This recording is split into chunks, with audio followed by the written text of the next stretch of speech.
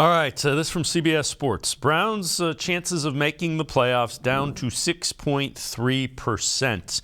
Only the Steelers, Broncos, Raiders, Texans have a worse chance in the AFC of making the playoffs. And that's probably pretty accurate, so you got to find a way to steal a couple. Doesn't matter how you get it, you got to find a way to get a couple of wins here before Watson gets back.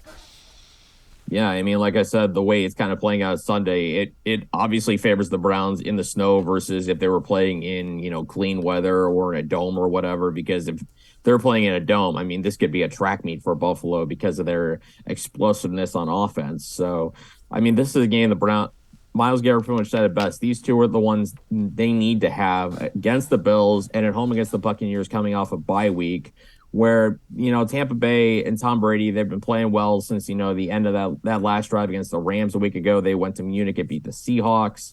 So they seem like they're playing well coming out the bye week. Who knows how much cold will affect them coming up from Central Florida to Northeast Ohio in about 10 days or so.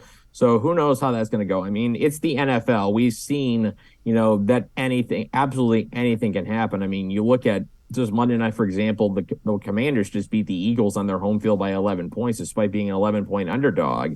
So, I mean, the old saying, any given Sunday, plays true. And, if the Browns are going to turn it around, they have to get it done this week and next week. They may not necessarily have to win out to get to the playoffs, but I think at most they can really afford one loss. And even still, the playoff fate might not be in their hands. They kind of have to hope the Ravens and Bengals kind of collapse a little bit. They trip themselves up.